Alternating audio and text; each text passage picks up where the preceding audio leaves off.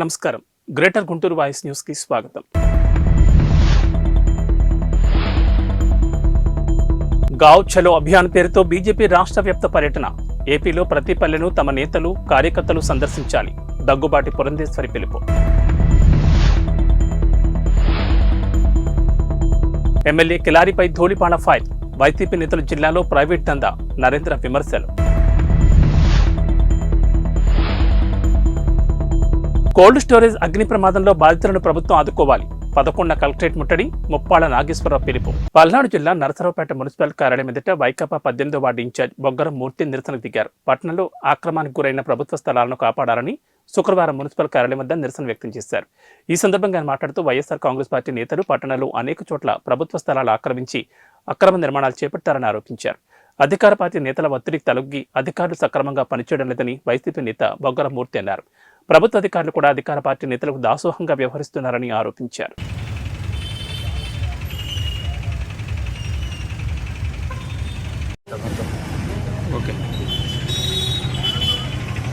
నరసరావుపేట పట్టణంలో మున్సిపాలిటీ తలకు ప్రభుత్వ ఆస్తులు చాలా ఉన్నాయి.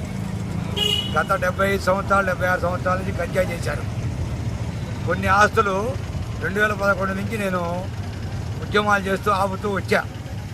సెల్లార్లో దుకాణాలు తీసేయాలని, పార్కింగ్ కల్పించాలని చేస్తూ వస్తుంటే మున్సిపాలిటీ వాళ్ళు ఒక 50% హైకోర్టు ఆదేశాలు అమలు చేశారు. మిగతా 50% అమలు చేయాల. నిన్న ప్రభుత్వ స్థలం కబ్జా చేశాడు. ముందుగుల వెంకటరెడ్డి అని, నేను ఎక్స్ మిలిటరీ చేపల రెడ్డిని అందరినీ బెదిరించి అధికారులను బ్లాక్మెయిల్ చేస్తున్నాడు. నేను సామాజిక కార్యకర్తగా పోయిన సోమవారం కలెక్టర్ ఆఫీసులో స్పందన కలెక్టర్ గారికి ఇచ్చాను. దాని మీద మున్సిపల్ ఆఫీస్కి పంపించారు ఆన్లైన్లో. దాని మీద వాళ్ళు నోటీసు ఇచ్చారు. మేము కూడా రమ్మంటే పోయాం. నన్ను తొయ్యటం, నా మీద కత్తి తీసుకుని దాడి చేయడానికి ప్రయత్నించాడు. నేను గత 15 సంవత్సరాలు 10 సంవత్సరాల నుంచి మున్సిపాలిటీ మీద అనేక రకాల ఉద్యమాలు చేసి ప్రజల కోసం, నరసరావుపేట పట్టణం కోసం అనేక కార్యక్రమాలు చేస్తున్నా. నన్నే సామాజిక కార్యకర్తను చంపడానికి వస్తే స్థానిక ఎమ్మెల్యే గారికి ఈ విషయాలన్నీ చెప్పాం. స్థానిక ఎమ్మెల్యే గారు మున్సిపల్ ఆఫీస్కి ఫోన్ చేసి మాట్లాడాను, టౌన్ ఎస్ఐ గారికి, సిఏ గారికి మాట్లాడానని చెబుతున్నారు. నన్నే చంపడానికి వస్తే సామాన్యుల పరిస్థితి ఏంది? అతను లాకప్లో వేశారు. రాత్రి 10 గంటల తర్వాత విడిచిపెట్టారు. అతన్ని వెంటనే అరెస్ట్ చేసి అతని మీద కఠిన చర్యలు తీసుకొని రిమాండ్ పంపించి మినిమం 10 సంవత్సరాలు జైలు శిక్ష పడాలి అతనికి. నేను రోజు ఇక్కడే మున్సిపల్ ఆఫీస్ దగ్గరే ధర్నా చేస్తాను. రాష్ట్రంలో నయా దోపిడీ పాలన నడుస్తోందని అధికార పార్టీ ఎమ్మెల్యేలు దందాకు తెరదీస్తున్నారని టీడీపీ మాజీ ఎమ్మెల్యే ధూళిపాల నరేంద్ర విమర్శించారు. శుక్రవారం గుంటూరు జిల్లా తెలుగుదేశం పార్టీ కార్యాలయంలో ఏర్పాటు చేసిన విలేకరుల సమావేశంలో ఆయన మాట్లాడారు. ప్రభుత్వానికి రావాల్సిన ఆదాయానికి గండి కొడుతున్నారని, వైసీపీ నేతలు జిల్లాలో ప్రైవేట్ దందా చేస్తున్నారని దుయ్యబట్టారు. ఏ మైనింగ్ నుంచి ఎంత తవ్వారో లెక్కలుండవు కానీ అక్రమంగా వసూలు చేసిన డబ్బు తాడేపల్లి ప్యాలెస్కు చేరుతోందని తెలిపారు. 6 జిల్లాల్లో ప్రతి నెల 60 నుంచి 70 కోట్లు వసూలు చేస్తున్నారని చెప్పుకొచ్చారు. దొంగ బిల్లులు సృష్టించి దందా చేసి వాళ్లకు వచ్చే ఆదాయం 20 కోట్లు, ప్రభుత్వానికి కట్టేది 4 కోట్లు. మైనింగ్ రవాణా చేసేవారి వద్ద టీడీఎస్ కూడా వసూలు చేస్తారని అన్నారు. వసూలు చేసిన టీడీఎస్ మొత్తాన్ని ప్రభుత్వానికి కట్టట్లేదని తెలిపారు. తవ్విన దానికి ఇచ్చే బిల్లులకు ఏమాత్రం సంబంధం ఉండదని అన్నారు. ప్రభుత్వ ఆదాయం పడిపోయినా పర్వాలేదన్నట్లు వ్యవహరిస్తున్నారన్నారు. ఒక్కో నెలకు 70 కోట్లు అనధికార డబ్బులు తాడేపల్లి ప్యాలెస్కు వెళ్తున్నాయని టీడీపీ మాజీ ఎమ్మెల్యే ధూళిపాల నరేంద్ర ఆరోపించారు. అందరికీ నమస్కారం. జగన్మోహన్ రెడ్డి ఈ రాష్ట్రంలో ముఖ్యమంత్రి అయిన దగ్గర నుండి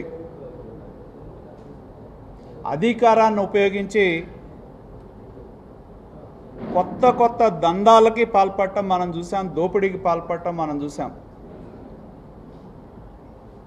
దీనిలో ప్రభుత్వానికి వచ్చే ఆదాయం కంటే తన బినామీ వ్యక్తులకు వచ్చే ఆదాయం, దాని ద్వారా జగన్మోహన్ రెడ్డికి వచ్చే ఆదాయం పెంచుకునే విధానాలు ఈ 4 సంవత్సరాల 9 నెలల కాలంలో అనుసరించడం జరిగింది.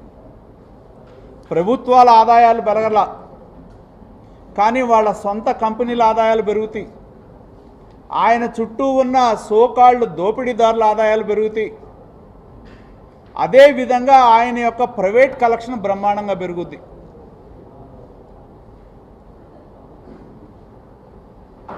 ఎన్ని రకాల దోపిడీ ఉందో అన్ని రకాల దోపిడీలకి ఈ ప్రభుత్వం నాంది పలికింది. ఈ మధ్యనే ఒక కొత్త దోపిడీకి మనం చూసాం. శాండు, మైను, లిక్కరు, రకరకాల దోపిడీలు చూసాం. కొత్తగా ఈ ప్రభుత్వం ఎప్పటి నుంచో ఉన్న విధానాన్ని వదిలిపెట్టి మైనింగ్ సెస్ అనేది ప్రైవేట్ ఏజెన్సీలకి అప్పచెప్తే స్థిరమైన ఆదాయం వస్తుంది, ఆదాయం పెరుగుతుంది అని చెప్పి తమకు సంబంధించిన దగ్గరగా ప్రభుత్వానికి దగ్గరగా ఉండే వ్యక్తులు ఎవరైతే ఉన్నారో వాళ్ళకి అప్పనంగా కట్టబెట్టడం జరిగింది. చిత్తూరు జిల్లాలు చూస్తే పెద్దిరెడ్డి మనుషులకి, శ్రీకాకుళం జిల్లా ఒక వాళ్ళకి, అలా ఇప్పటివరకు 6 జిల్లాల్లో మొదలుపెట్టారు. ప్రయోగాత్మకంగా చిత్తూరు జిల్లాని మొదలుపెట్టి అనంతపూరు, కడప, శ్రీకాకుళం, ఈస్ట్ గోదావరి, అదేవిధంగా మన గుంటూరు జిల్లా. ఏం చెప్పారు? మొదట స్థిరమైన ఆదాయం వచ్చుద్ది, ప్రభుత్వ ఆదాయం పెరుగుద్ది అని చెప్పి నమ్మబలికి తమ బినామీలకి అప్పచెప్తే ఈ బినామీలు ప్రైవేట్ దందాకి తెరదీయటం జరిగింది. మన జిల్లానే చూసుకుంటే మన జిల్లా ఉమ్మడి గుంటూరు జిల్లా ఏఎంఆర్ వాళ్ళకు వచ్చింది. వాళ్ళు 10 కోట్లు కడతాం నెలకని చెప్పి పాడవాడారు. వాళ్ళు బిల్లులు మీరు చూస్తే అనధికారికంగా ఇక్కడ మైనింగ్ డిపార్ట్మెంట్ యొక్క బాధ్యతే లేదు. బిల్లులు ప్రింట్ చేసేదాళ్లే, ఎన్ని ప్రింట్ చేస్తారో తెలియదు, ఎన్ని ప్రభుత్వానికి లెక్క చెప్తారో తెలియదు, ఎవరికి ఇచ్చారో తెలియదు. ఖచ్చితంగా ప్రభుత్వం యొక్క విధానం ప్రకారం వాళ్ళు మైనింగ్ ఏ అయితే ఉన్నాయో కంపల్సరీగా మైనింగ్ చేసేవాళ్ళు. అందుట్లో ఎవరికి ఉండాలి? ప్రైవేట్ దందా చేసేవాళ్ళకి కాదు, మైనింగ్ దోపిడీ చేసేవాళ్ళకి కాదు. అధికారికంగా మైనింగ్ పర్మిషన్ ఎవరికైతే ఉంటాయో అధికారికంగా మైనింగ్ పర్మిషన్ ఉన్న వాళ్ళకి ఇవ్వాలి. పుస్తకాలు ప్రింట్ చేసేది వాళ్ళే. ప్రింట్ చేసిన వాళ్ళు ఖచ్చితంగా ఏ మైన్కి అయితే ఇచ్చారో మీరు కనుక స్కాన్ చేస్తే ఆ మైన్ యొక్క వివరాలు రావాలి. కానీ ఇక్కడ ఆ వివరాలు ఏమి ఉండవు. నువ్వు స్కాన్ చేస్తే మన హోటల్కి వెళ్ళి స్కాన్ చేస్తే ఆ హోటల్ మెనూ అన్న వచ్చుద్ది. కానీ ఇక్కడ స్కాన్ చేస్తే వాళ్ళ వెబ్సైటు రాదు, వాళ్ళ మైనింగ్ వివరాలు రావు, ఎవరికి ఇచ్చిందో రాదు, ఏమీ రాదు. అంటే ఇది చాలా పెద్ద దోపిడీకి జరుగుతూ ఉంది ఈ మైనింగ్ సెస్ వసూళ్ళలో. నాకు తెలిసి ఈ 6 ఉమ్మడి గుంటూరు జిల్లాలో, గుంటూరు జిల్లాతో కలుపుకొని వాళ్ళు పాట పాడినప్పుడు పాట అమౌంట్ కట్టారు తప్పితే మిగతా నెలల్లో ఆ అమౌంట్ కట్టిన వాళ్ళు ఎవరూ లేరు. మన జిల్లాలోనే మనం చూస్తే 10 కోట్లకు పాడితే వాళ్ళు 20 కోట్లు వసూలు చేస్తున్నారు. ఈ 10 కోట్లలో కూడా వాళ్ళు ఏం చెప్తా ఉన్నారు? గవర్నమెంట్ పనులు ఏదైతే పంచాయతీ రాజో ఆర్ఎండ్బినో ఇంకొక పంచాయతీలోకి సంబంధించిన వర్క్స్ ఉంటే వాటికి సంబంధించినవి చూపెట్టి అవి ఎప్పుడో వస్తాయి, ప్రభుత్వానికి ఇప్పుడు రావు, 2 ఏళ్లకో 3 ఏళ్లకో వస్తాయి. వాటిని మినహాయింపు చూపెట్టి మళ్ళీ పైగా వాటి దగ్గర చెక్ పోస్టులు పెట్టి డబ్బులు వసూలు చేస్తున్నారు. ఒకవైపేమో ప్రభుత్వ లెక్కల్లో చూపెట్టి ప్రభుత్వం నుంచి మినహాయింపు తీసుకుంటున్నారు, రెండో వైపేమో అవే వెహికల్స్కి వాళ్ళు దొంగ బిల్లులు సృష్టించి వాళ్ళ దగ్గర దందా చేసి డబ్బులు వసూలు చేస్తున్నారు. వాళ్ళకు వచ్చే ఆదాయం ఏమో 20 కోట్లు, ప్రభుత్వానికి కట్టేదేమో 4 కోట్లు. అంటే ఈ జిల్లానే చూసుకుంటే ప్రతి నెల 10 కోట్ల రూపాయలు క్యాష్ కలెక్షన్. మళ్ళీ ఇక్కడ క్యాష్ కలెక్షన్ ఎందుకు పెట్టారంటే ప్రైవేట్ దందా కోసం. ఈ విధంగా ఈ 6 జిల్లాలు చూసుకుంటే ఒక నెలలో 60 నుంచి 70 కోట్ల రూపాయలు అనధికారమైన దందా వసూలు చేసే డబ్బులు తాడేపల్లి ప్యాలెస్కి వెళ్తున్నాయి.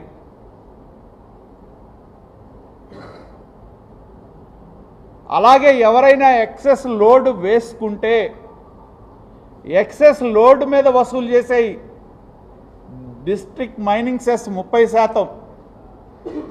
అదేవిధంగా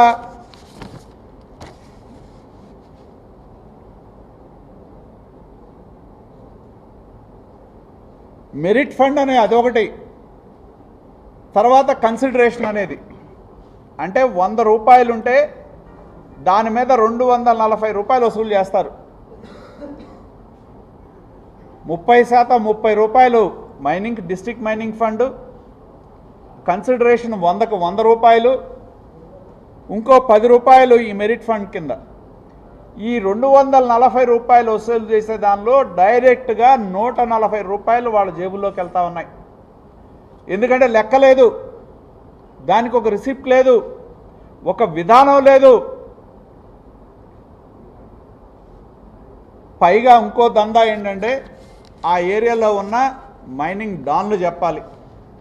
వాళ్ళు ఈ బిల్లులు ఇవ్వాలంటే మైనింగ్ ఏజెన్సీలు ఎవరైతే ఉన్నాయో ఆ మైనింగ్ ఏజెన్సీలు ఆ ప్రాంతంలో ఎవరికైనా బిల్లులు కావాలంటే పెద్దిరెడ్డి ఏరియాలో అయితే పెద్దిరెడ్డి చెప్పాలి, మా పొన్నూరు ఏరియాలో అయితే కిలారు వెంకట రోసయ్య ఫోన్ చేసి చెప్తే కానీ మైనింగ్ బిల్లులు ఇవ్వరు. ఎవరైతే ఏఎంఆర్ వాళ్ళకి అనధికారమైన బిల్లులు ఇస్తున్నారు, వాళ్ళు సొంత వసూళ్లకు పాల్పడుతున్నారు. అంటే ఒక్క నెలలో ఈ 6 జిల్లాల్లోనే చూస్తే ప్రతి నెల 60 నుంచి 70 కోట్ల రూపాయల దోపిడీ జరుగుతూ ఉంది. దాన్ని బట్టి మీరు సంవత్సరానికి వేసుకుంటే 700 నుంచి 800 కోట్ల రూపాయలు ప్రైవేట్ ఏజెన్సీలు వాళ్ళకు కావాల్సిన బినామీలకు ఇచ్చి వాళ్ళ దగ్గర క్యాష్ వసూలు చేసి ఆ డబ్బులు ఆ 800 కోట్ల రూపాయలు తాడేపల్లి ప్యాలెస్కి చేరుతా ఉన్నాయి. ఏ స్థాయిలో ఉంది దోపిడీ అంటే ఎవరైతే ఈ మైనింగ్ ట్రాన్స్పోర్ట్ చేసే వాళ్ళ వల్ల దగ్గర టీడీఎస్ కూడా వసూలు చేస్తారు. వీళ్ళు వసూలు చేసిన టీడీఎస్కి కూడా ప్రభుత్వానికి కడతల. టీడీఎస్ ఎవరికి కట్టాలి? ఇన్కమ్ ట్యాక్స్కి. డబ్బులు వసూళ్ళు అయితే చేస్తున్నారు, కానీ ఎక్కడా కూడా ఈ ఏజెన్సీలు తవ్విన దానికి ఇచ్చే బిల్లులకి సంబంధం లేదు. వసూలు చేసే డబ్బుకి ప్రభుత్వానికి కట్టేదానికి సంబంధం లేదు. ఎప్పుడైతే 2 ఏళ్ల తర్వాత 3 ఏళ్ల తర్వాత వచ్చే డబ్బుల్ని ఇవాళ వాళ్ళు ప్రభుత్వం కట్టాల్సిన వాటిగా చూపెట్టి వాటిని మినహాయింపు పొందుతూ మళ్ళీ అదే లారీల దగ్గర అనధికారికంగా డబ్బులు వసూలు చేస్తున్నారు. అంటే ఒకవైపేమో ప్రభుత్వం నుంచి రాయితీ పొందుతున్నారు, రెండో వైపేమో అదే మెటల్ మీదో గ్రావెల్ మీదో అనధికారికంగా చెక్ పోస్టుల్లో వసూలు చేసి డబ్బులు వసూలు చేస్తున్నారు. అంటే ఇది ప్రభుత్వం తీవ్రంగా నష్టపోతూ ఉంది. ప్రభుత్వ ఆదాయం పెరగటమేమో కానీ తమకు సంబంధించిన ప్రభుత్వానికి దగ్గరగా ఉండే ఏఎంఆర్ లాంటి ఏజెన్సీలు, పెద్దిరెడ్డికి దగ్గర ఉండే ఏజెన్సీలు ఒక జిల్లాలో, శ్రీకాకుళంలో ముఖ్యమంత్రి గారికి దగ్గరగా ఉండే ఏజెన్సీలు, వీళ్ళందరికీ కూడా రాజ్యాలు పంచినట్టు పంచి ఈ 6 జిల్లాల్లో కోట్లాది రూపాయలు తాడేపల్లికి కప్పం కడతా ఉన్నారు.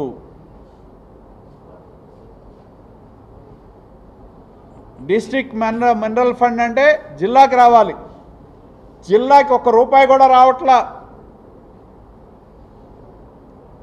గత ప్రభుత్వంలో ఆన్లైన్ తీసుకొచ్చి పారదర్శకంగా చేస్తే దాన్ని విధానపరంగా తీసేసి తమ దోపిడీ కోసం ఈ యొక్క నయా దందాకి అధికారికమైన దందా ఇది.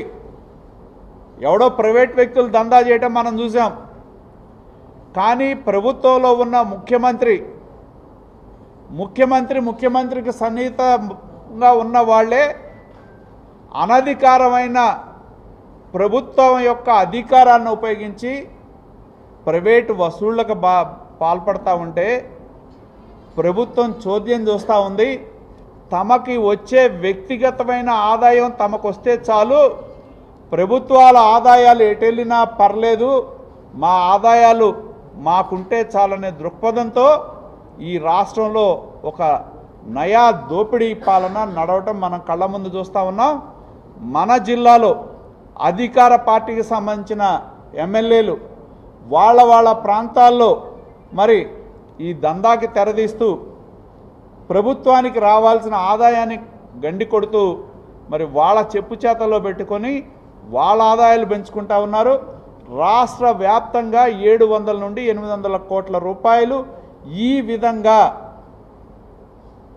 ప్రభుత్వం పెట్టిన ఏజెన్సీలు ప్రత్యక్షంగా క్యాష్ వసూళ్లు చేసి తాడేపల్లి ప్యాలెస్కి కప్పం కడుతున్నారని చెప్పి మేము తెలియజేస్తూ ఉన్నాం. ఇంతవరకు కూడా ఇచ్చే సంవత్సర కాలం అయింది, ఎక్కడా కూడా ఈ లెక్కలను మదింపు చేసిన వాళ్ళు లేరు. ఎవరు కట్టారు, ఎంత కట్టారు, ఏ మైనింగ్ నుంచి ఎంత తీశారు, దాని వివరాలేంటి, ఎక్కడా కూడా ఇవాళ వరకు ప్రభుత్వ పరంగా మదింపు చేసిన పరిస్థితే లేదు. ఎవడన్నా అధికారి అడిగితే ఆడు ఇక్కడ ఉండడు, వెళ్ళిపోతాడు. కాబట్టి అధికారాన్ని అడ్డం పెట్టుకొని ఎన్నో రకాల దోపిడీ చేశాం. ఇటువంటి నయా దోపిడీకి తెరదీయటం జరిగింది.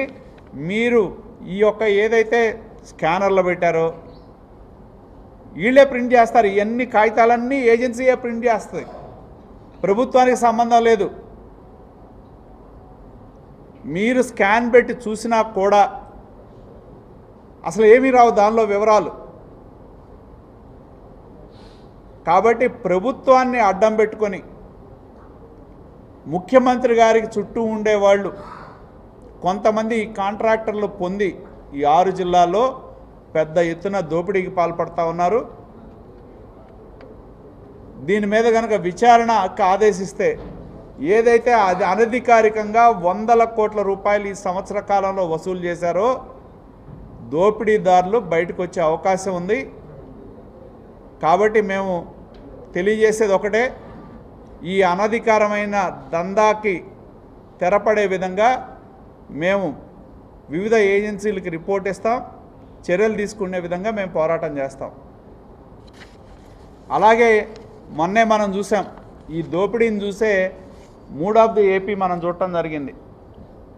వైకాపా పాలన సిద్ధమని వాళ్ళు వేస్తున్నారు, నిజంగానే ప్రజలు సిద్ధంగా ఉన్నారు. ఈ దోపిడీతో ప్రజలు విసిగిపోయి, మీ అరాచకానికి ప్రజలు విసిగిపోయి మిమ్మల్ని ఇంటికి పంపించడానికి ప్రజలు సిద్ధంగా ఉన్నారు, మిమ్మల్ని భూస్థాపితం చేయడానికి కూడా ప్రజలు సిద్ధంగా ఉన్నారు.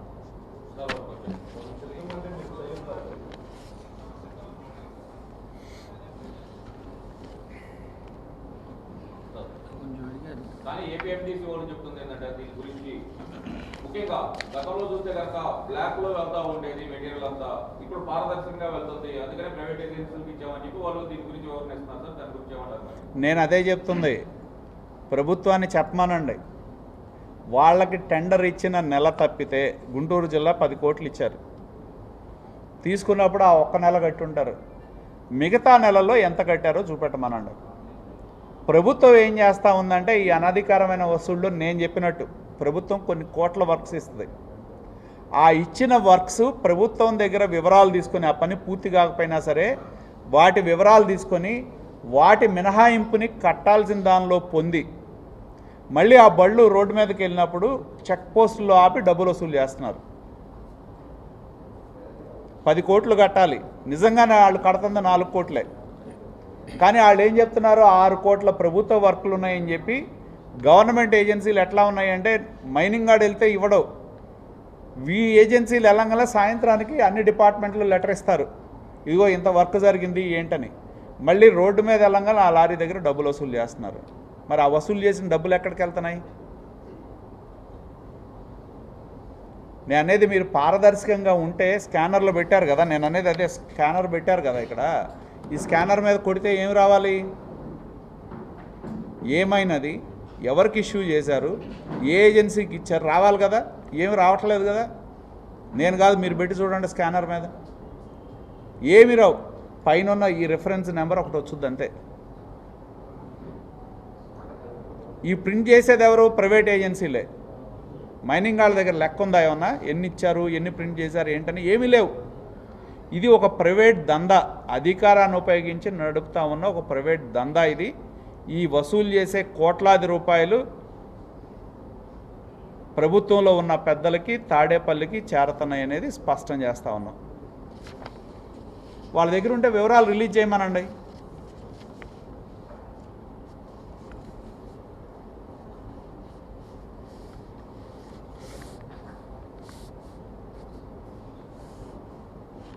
రైట్, థ్యాంక్ యూ అందరికీ.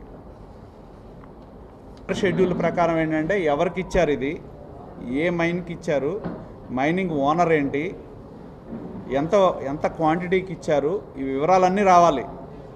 దీనిలో ఏవి రావు. దుగ్గిరాల కోల్డ్ స్టోరేజ్ అగ్ని ప్రమాదంలో బాధిత రైతులకు 100 కోట్ల రూపాయల నష్టం వాటిల్లినా ప్రభుత్వం పట్టినట్లుగా వ్యవహరించడం దారుణమని సిపిఐ ఆంధ్రప్రదేశ్ రాష్ట్ర సహాయ కార్యదర్శి ముప్పాడ నాగేశ్వరరావు అన్నారు. శుక్రవారం గుంటూరు జిల్లా సిపిఐ కార్యాలయంలో ఆంధ్రప్రదేశ్ రైతు సంఘం, పసుపు రైతు సంఘం ఆధ్వర్యంలో ఏర్పాటు చేసిన విలేకరుల సమావేశంలో రైతు సంఘాలతో కలిసి ఆయన మాట్లాడారు. అగ్ని ప్రమాదం జరిగి రోజులు గడుస్తున్నా కమిటీల పేరుతో ప్రభుత్వం కాలయాపన చేస్తూ చోద్యం చూస్తోందని తెలిపారు. రాష్ట్ర ప్రభుత్వం రైతుల మీద కపట ప్రేమ చూపిస్తోందని, పసుపు పంట పండించే రైతుల సమస్యల పరిష్కారానికి సిపిఐ కట్టుబడిందని అన్నారు. అగ్ని ప్రమాదం సంభవించి 700 మంది రైతులకు చెందిన పసుపు పంటను కోల్పోయి రోజులు గడిచినా పట్టించుకోకుండా వదిలేయడం ఏంటని ఆవేదన వ్యక్తం చేశారు. ఈ సమావేశంలో ఆంధ్రప్రదేశ్ రైతు సంఘం జిల్లా అధ్యక్ష కార్యదర్శులు కొల్లి రంగారెడ్డి, పచ్చల శివాజీ, సిపిఐ జిల్లా కార్యవర్గ సభ్యులు చిన్ని తిరుపతయ్య, పసుపు రైతులు చందు సత్యనారాయణ, కొళ్లపల్లి సుబ్బారావు, మల్లుపెద్ది రామలింగేశ్వరరావు, నాదెండ్ల సురేంద్ర, లంకిరెడ్డి నాగేశ్వరరెడ్డి, పేర్ని రవికిషోర్, నూతలపాటి నాగేశ్వరరావు తదితరులు పాల్గొన్నారు.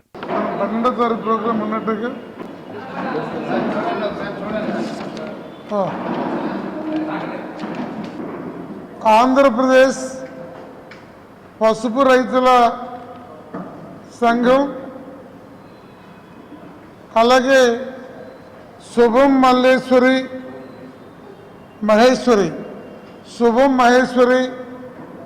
కోల్డ్ స్టోరేజీ అగ్ని బాధిత పసుపు రైతుల సమాఖ్య ఆధ్వర్యంలో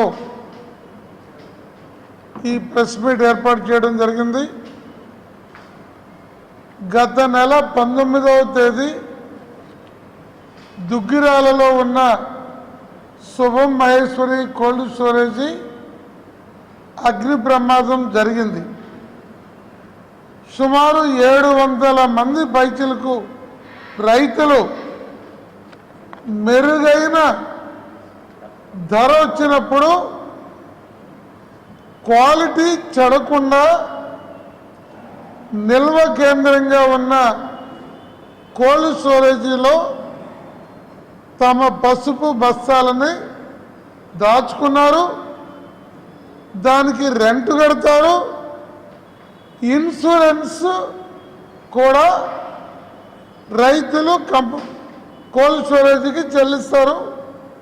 కోల్డ్ స్టోరేజీ వారికి నచ్చిన ఇన్సూరెన్స్ కంపెనీలో ఇన్సూర్ చేస్తారు. ఈ 700 మంది రైతులకి సంబంధించి సుమారు 1,15,000 బస్తాలు అందులో నిల్వ చేయబడ్డాయి. కంపెనీ అంటే కోల్డ్ స్టోరేజీ కంపెనీ ఈ పసుపు బస్తాలకి కాను 45 కోట్లు మాత్రమే ఇన్సూరెన్స్ చేసింది. పసుపు విలువ అయితే 100 కోట్లు పైచులకు ఆ రోజు మార్కెట్ ధర ప్రకారం ఉంటుంది. రైతులు తమ రక్త మాంసాలను వడ్డి రేయి పగలనే తేడా లేకుండా శ్రమించి కష్టార్జితాన్ని మంచి ధరకు అమ్ముకుంటే కుటుంబ అవసరాలు బిడ్డల చదువులు, పెళ్ళిళ్ళు, వ్యవసాయ పెట్టుబడులు ప్రతి సంవత్సరం ఏదో రకమైన కష్టం రైతులు ఎదుర్కొంటున్న దశలో గత 10 ఏళ్ళుగా మధ్యలో 1-2 సంవత్సరాలు తప్ప పసుపు రైతులకి మంచి ధర లేని పరిస్థితుల్లో దీర్ఘకాలంగా దాచుకున్న వాళ్ళు కూడా ఉన్నారు. జిల్లా కలెక్టర్ వివిధ శాఖల అధికారులతో 11 మందితో కమిటీ వేశారు. కమిటీ 3వ రోజు విజిట్ చేసింది. రైతుల మనోభావాలు తెలుసుకుంది. కానీ ఇంకా తగలబడిపోతుంది, ఇంకా నిప్పుంది అనే పేరుతో కమిటీ నివేదిక కాలయాపన చేస్తున్నారు. ఇంతకన్నా పెద్ద పెద్ద లక్షల బస్తాలు మిర్చి ఉన్న కోల్డ్ స్టోరేజీలు కూడా తగలబడ్డాయి, కొన్ని తగలబెట్టబడ్డాయి. తగలబెట్టబడిందా అనేటువంటి వివాదాన్ని పోలీసులు, ఫైర్ డిపార్ట్మెంటు వాళ్ళు తేల్చాలి. వాళ్ళు తేల్చకుండా మనం ఏ రకమైన ఆరోపణ చేయదలుచుకోలేదు. ఏమైనా వందలాది మంది రైతులు విస్తుపోయి, నిర్ఘాతుపోయి, గుండె ఆగిపోయే పరిస్థితి ఏర్పడితే పలు పార్టీల నాయకులు, రైతు సంఘాల పెద్దలు అందరూ కూడా రైతులకు ధైర్యం చెప్పి రైతుల్ని నిలబెట్టే ప్రయత్నంలో మేమందరం కూడా ఉన్నాం. ఇక్కడ పార్టీలు వ్యవహారాలు లేదు, కానీ రాష్ట్ర ప్రభుత్వం నుండి మంత్రి గారి స్టేట్మెంట్ రాలా, ఎమ్మెల్యేల ప్రకటన రాలా. అందరూ ఎన్నికల అడవుల్లో ఉన్నారు. అంటే కమ్యూనిస్టులకి మాకు ఎన్నికలైనా మరొకటైనా కష్టాల్లో ఉన్న, ఆపదలో ఉన్న రైతులైనా, పేదలైనా, మరొకరైనా వారి వెన్నంటి ఉండి వారి సమస్య పరిష్కారానికి మేము ప్రయత్నం చేస్తాం. కానీ దురదృష్టం ఏమంటే ఈ పసుపు పండించే ప్రాంతంలో అత్యధిక నియోజకవర్గాలు వైసీపీ ఎమ్మెల్యేలు ఉన్నారు. వారు ఎక్కడా పత్రికా ముఖంగా ఓదార్చడానికి ప్రయత్నించినట్టు కానీ, కలెక్టర్ మీద ఒత్తిడి తెచ్చినట్టు కానీ, వెంటనే ప్రయత్నం చేయాలనేది కానీ, ఏదో రైతులు అడిగినప్పుడు ఒక మాట కలెక్టర్ చెప్పడం తప్ప దీని మీద బాధ్యతగా వ్యవహరించకపోవటం విచారకరమని వెంటనే వ్యవసాయ మంత్రి, మార్కెటింగ్ శాఖ మంత్రి జోక్యం చేసుకొని రాష్ట్ర ప్రభుత్వం దగ్గర ఉండే రైతు సహాయ నిధి లేదు, ముఖ్యమంత్రి సహాయ నిధి, మీరైతే 5,000 కోట్లు రైతు సహాయ నిధి ఏర్పాటు చేస్తామని ఎన్నికల ముందు చెప్పారు. అది చేయకపోయినా ముఖ్యమంత్రి సహాయ నిధి ఇమ్మీడియట్గా ఒక 50% ప్రతి రైతుకి చెల్లించాలని, అది సీఎం రిలీఫ్ ఫండ్ నుండి ఇచ్చి రైతుని తక్షణం ఆదుకోవాలని మేము డిమాండ్ చేస్తున్నాం. మిగిలిన 50% ఇన్సూరెన్స్ని వేగవంతం చేసి ప్రతి రైతుకి, ప్రతి బస్తాకి కనీసం రేపటి రోజున ఎంత పెరుగుతుందో ఆ పెరిగిన ధర రైతుకి రావాలి. కానీ ఆ పెరిగిన ధర కాకపోయినా 19వ తేదీన ఉన్న మార్కెట్ ధర రైతులకు ఇప్పించాల్సిన బాధ్యత రాష్ట్ర ప్రభుత్వం మీద ఉంది. ఇది యంత్రాంగం కూడా చాచివేత వైఖరితో ఉంది. అందులో జగన్మోహన్ రెడ్డి గారి ప్రభుత్వం తలుచుకుంటే తెల్లవారేసరికి ఇన్సూరెన్స్ ఇప్పించగలిగిన సమర్థత జగన్మోహన్ రెడ్డి గారికి ఉంది. ఎందుకంటే ఇక్కడే మా రాజశేఖర రెడ్డి ఉన్నాడు, తెలుగు రైతు గుంటూరు జిల్లా అధ్యక్షులు.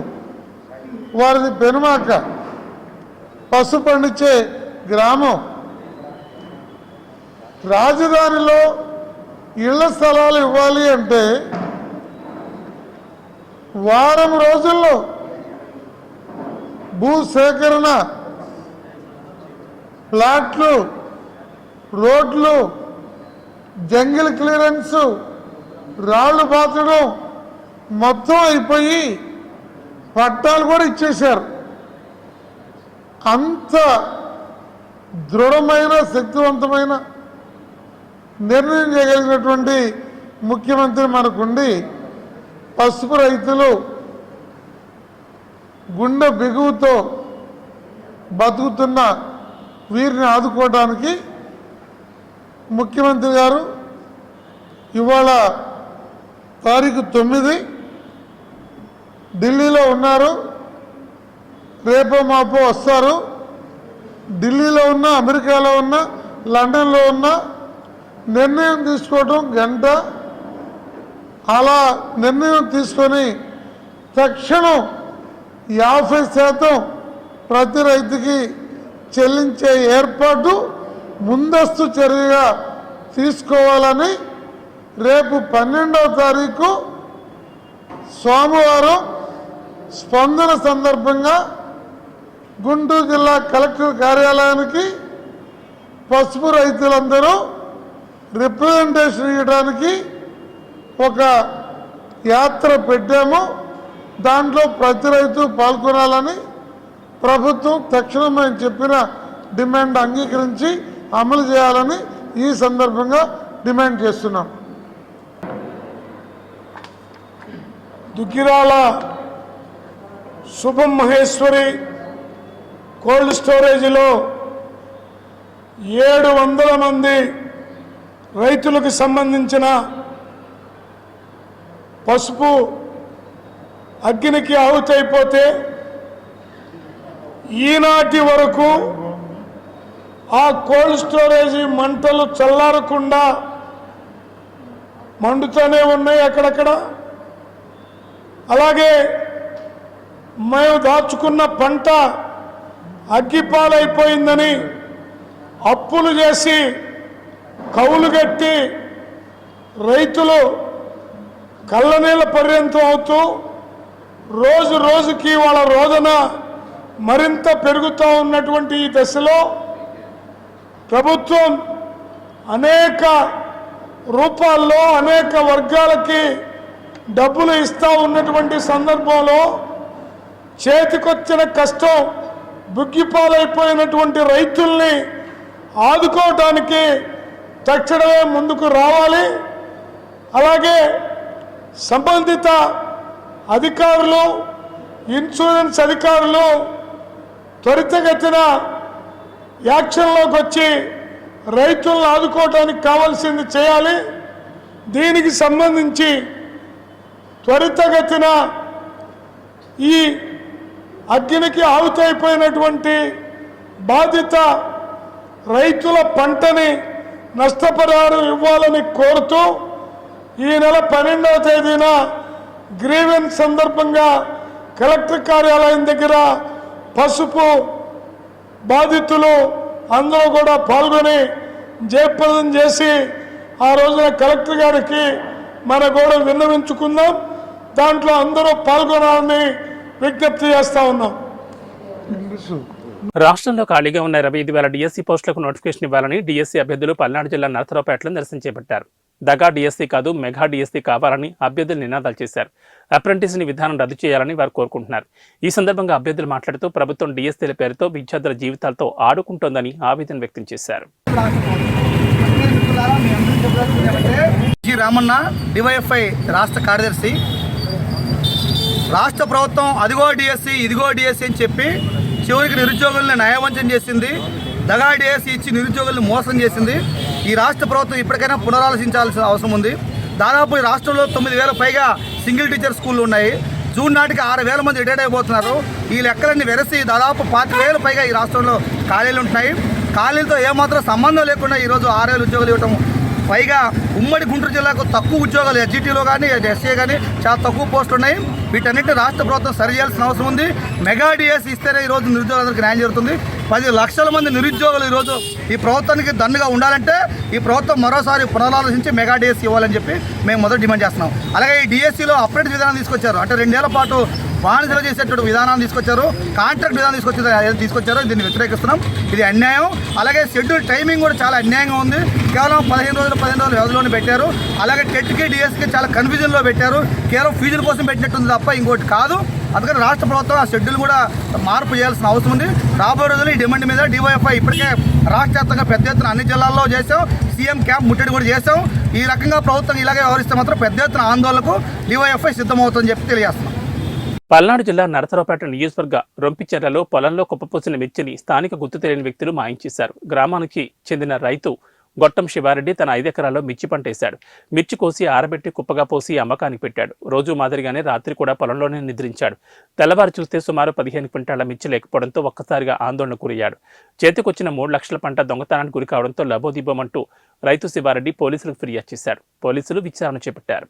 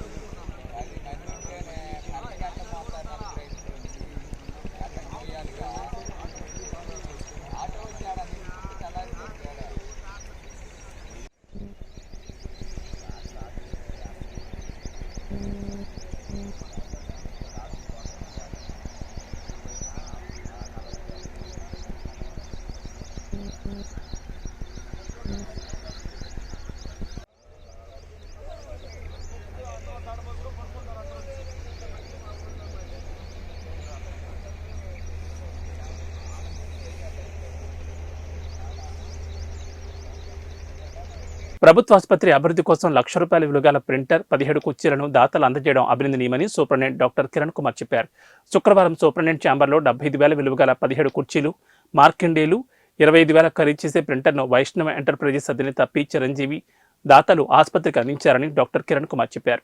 ఈ కార్యక్రమంలో సివిల్ అసిస్టెంట్ సర్జన్లు doctor Yogitha, doctor Sunitha, biomedical engineer Chandrasekhar పాల్గొన్నారు.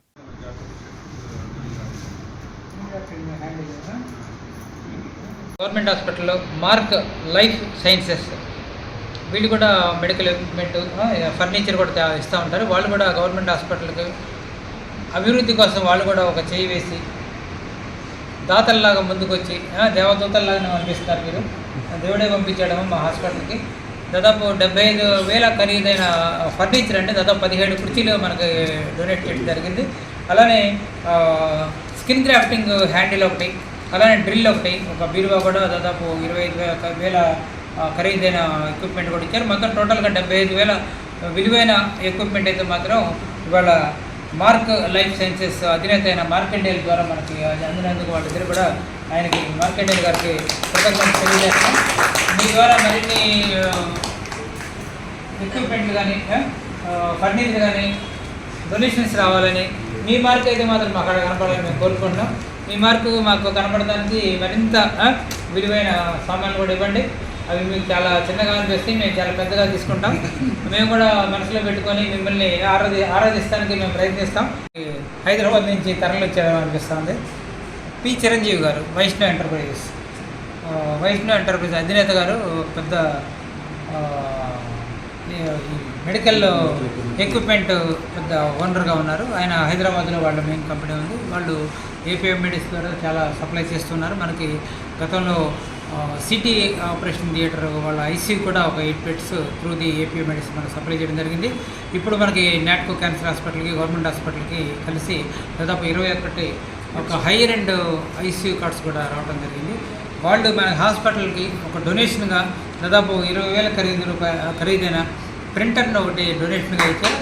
ఆ డొనేషన్ కూడా బయోమెడికల్ ఇంజనీర్గా ఉన్న బయోమెడికల్ డిపార్ట్మెంట్కి వాళ్ళకి చాలా అవసరం ఉంది. ఎందుకంటే ప్రతిరోజు రివ్యూ జరుగుతున్నప్పుడు కానీ డేటా పంపించడం, బిల్స్ కానీ ఇవన్నీ కూడా ప్రింట్ తీసుకోవాల్సిన అవసరం ఉన్నప్పుడు ఇక్కడ ప్రింటర్ల కొరత కొంత. గ్రామీణ స్థాయి నుంచి యువతలో క్రీడా నైపుణ్యాలను వెలికితీయడమే లక్ష్యంగా ప్రారంభించిన మెగా టోర్నీ ఆడుదాం ఆంధ్ర రాష్ట్ర స్థాయి పోటీలను శుక్రవారం విశాఖలో మంత్రి ఆర్కే రోజా ప్రారంభించారు.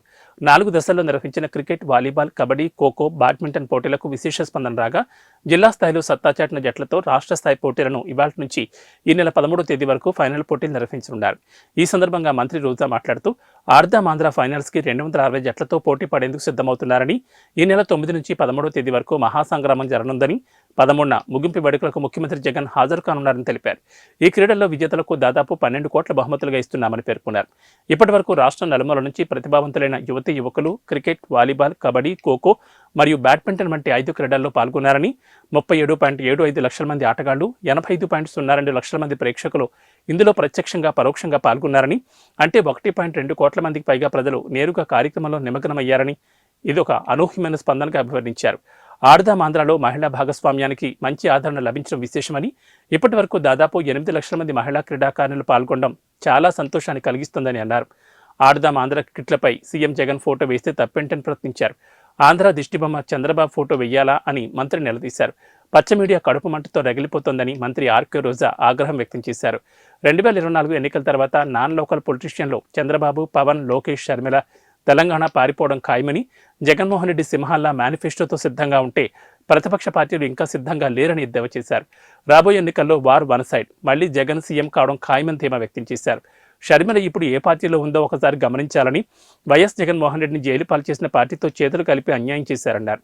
షర్మిలకు సలహా ఇస్తున్నారని, ఇప్పుడు తెలంగాణలో ప్రభుత్వం ఏర్పాటు చేసిన రేవంత్ రెడ్డి నుంచి మనకు రావాల్సిన 6,000 కోట్లని, ఉమ్మడి ఆంధ్ర హయాంలో ఏపీకి రావాల్సిన 1,80 కోట్ల ఆస్తులు రాబట్టాలన్నారు. టూర్లు పెట్టి ప్రచారం చేస్తున్నారని, తెలంగాణలో పోరాటం చేస్తానని చెప్పి కాంగ్రెస్లో విలీనం ఎందుకు చేసిందో షర్మిల చెప్పాలని మంత్రి రోజా ప్రశ్నించారు. రాష్ట్రమంతా ఆడుదాం ఆంధ్ర అని జరుగుతుంటే పచ్చ ఛానళ్ళకి, తెలుగుదేశం పార్టీ వాళ్ళకి మాత్రం కడుపు మంట తారా స్థాయికి వెళ్ళింది. వాళ్ళు అంటారు ఈ కిట్స్ మీద, ఈ బ్యాట్స్ మీద జగన్మోహన్ రెడ్డి గారి ఫోటోలు ఎందుకు అని అడుగుతున్నారు. ఆ కడుపు మంటతో అల్లాడే ఆ పచ్చ ఛానళ్ళని మీ ద్వారా సూటిగా ప్రశ్నిస్తున్నాను. ప్రభుత్వం చేపట్టిన ఈ కార్యక్రమంలో ముఖ్యమంత్రి జగన్మోహన్ రెడ్డి గారి ఫోటోలు కాకుండా దిష్టి బొమ్మ అయిన చంద్రబాబు నాయుడు ఫోటోలు పెడతారా అని అడుగుతున్నా.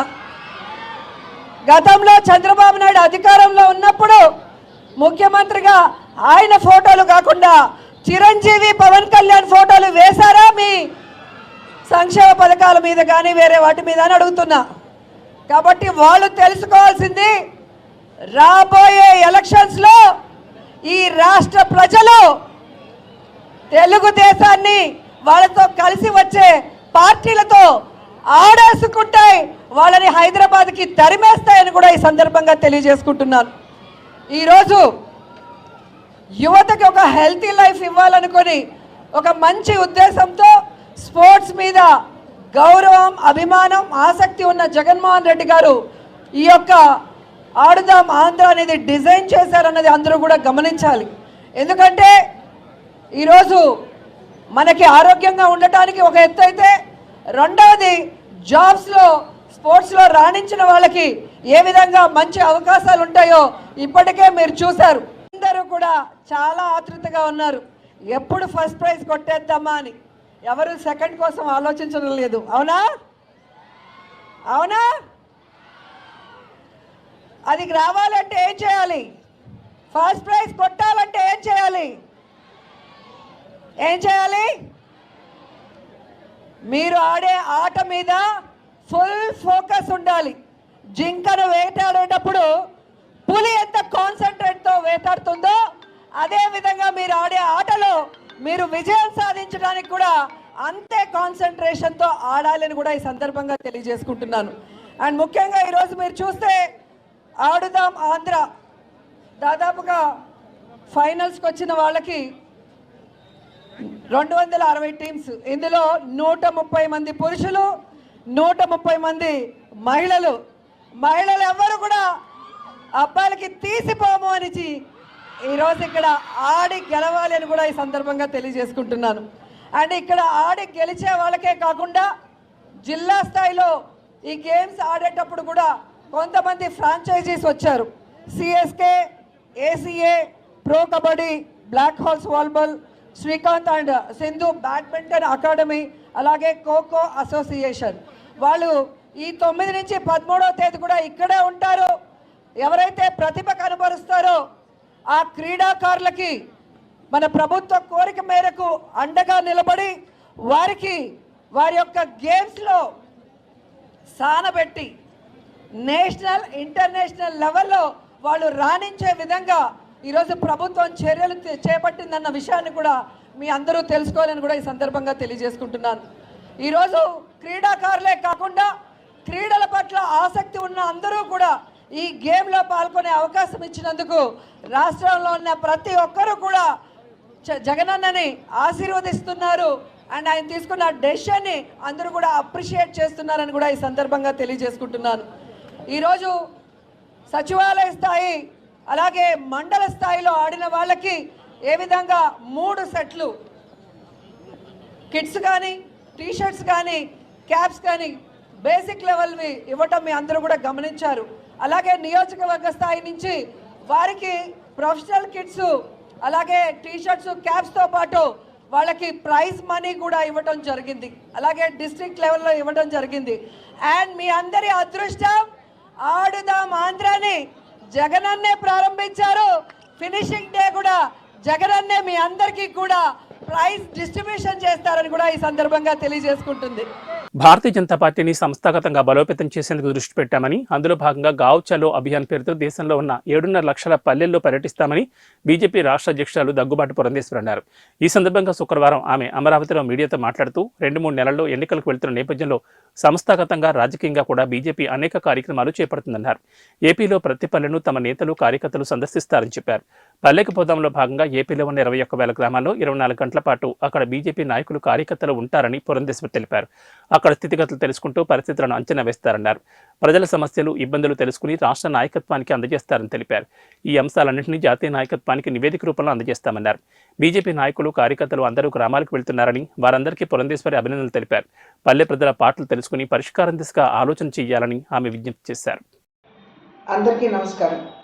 ఇంకొక 2-3 నెలల్లో మనం ఎన్నికలకు వెళ్ళిపోతున్నటువంటి సందర్భంలో భారతీయ జనతా పార్టీ సంస్థాగతంగా పార్టీని బలోపేతం చేసుకోవడం మీద మాత్రమే కాకుండా కింద స్థాయిలో ప్రతి గ్రామానికి వెళ్ళి పార్టీని ప్రజలకి చేరువ చేయాలి అనేటువంటి కార్యక్రమాన్ని చేపట్టడం జరిగింది. ఏదైతే గావ్ చలో అభియాన్ అని చెప్పి మాకు ఇచ్చారు, అంటే దేశవ్యాప్తంగా ఉన్నటువంటి 7.5 లక్షల గ్రామాలకి భారతీయ జనతా పార్టీని తీసుకువెళ్ళాలి అనేటువంటి సంకల్పంతో ఏదైతే ఈ కార్యక్రమాన్ని మనకి ఇచ్చారో దాన్నే ఆంధ్ర రాష్ట్రంలో ఇవాళ పల్లెకి పోదాం అనే పేరుతోటి ఆంధ్ర రాష్ట్రంలో ప్రతి భారతీయ జనతా పార్టీ కార్యకర్త ఈ రాష్ట్రంలో ఉన్నటువంటి 21,000 గ్రామాలకి వెళ్ళి అక్కడ 24 గంటల పాటు ఉంటూ ఆ గ్రామంలో ఉన్నటువంటి స్థితిగతులు అన్నీ కూడా అర్థం చేసుకుని, అవగాహన చేసుకుని ఈ నెల 9, 10, 11 అంటే ఇవాళ, రేపు, ఎల్లుండి ప్రతి కార్యకర్త గ్రామంలో 24 గంటలు ఉంటూ అక్కడ విషయాలు సేకరించి రాష్ట్ర పార్టీకి అందించేటువంటి నేపథ్యం ఇది. కేవలం కార్యకర్తలు చేయడం మాత్రమే కాకుండా ఒక రకంగా మన పార్టీని మనం ప్రజలకి చేరువ చేసే అంశంగా పరిగణిస్తూ మరి ఎవరైతే కార్యకర్తలు ఈ 21,000 గ్రామాలకి ఇవాళ నుండి 3 రోజుల పాటు వెళ్తారో వారందరికీ కూడా నా అభినందనలు తెలియజేస్తున్నాను. నమస్కారం. ఏబీ బులెటిన్ విశేషాలు. నమస్కారం.